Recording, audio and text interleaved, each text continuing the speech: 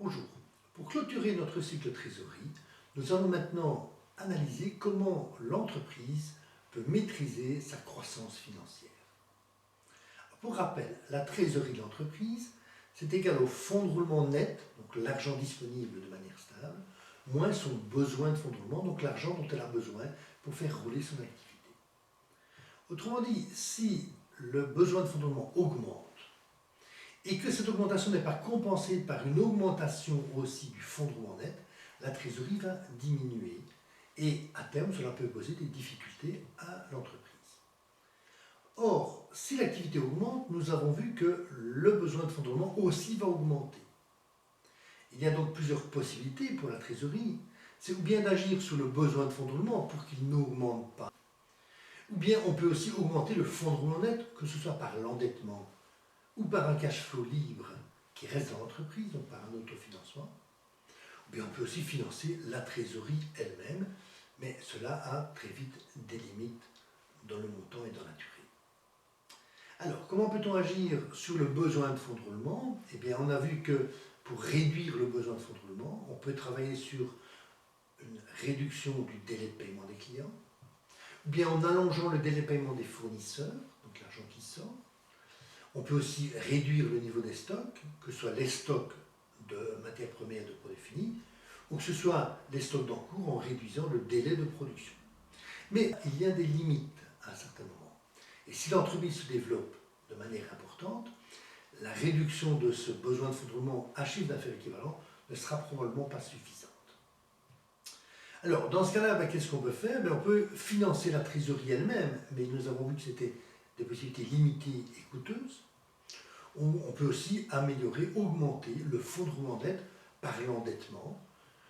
Mais très vite, on se trouve confronté aux limites des capacités financières des associés eux-mêmes pour qu'ils prêtent de l'argent à l'entreprise, ou bien aux limites des capacités d'emprunt extérieur. Donc nous avons encore la possibilité maintenant au niveau du cash flow libre. Le cash flow libre, je vous propose d'aller revoir la vidéo correspondante, c'est donc l'argent généré par l'activité, résultat plus amortissement, donc généré par l'activité et qui n'est pas consommé par le remboursement des emprunts et qui n'est pas non plus distribué. Donc le cash flow libre non distribué permet d'augmenter le fonds de roulement net, il augmente les fonds propres et donc les fonds de roulement net. Cette augmentation du fonds de roulement net permet de financer une augmentation du besoin de fonds de roulement. Donc si le cash flow libre non distribué est égal à l'augmentation du besoin de fonds de roulement, nous avons un maintien de la trésorerie et le développement d'activité est maîtrisé. Prenons un exemple d'une entreprise dont l'activité augmente et l'augmentation de cette activité sur les 5 ans, il est prévu qu'elle génère une augmentation du besoin de fonds de roulement de 1000.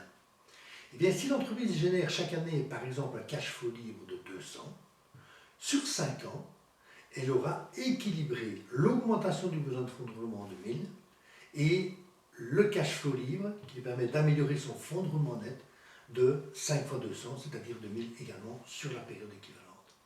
Et donc l'entreprise a un équilibre entre l'augmentation du besoin de fonds de roulement et le cash flow libre qui permet d'autofinancer son activité.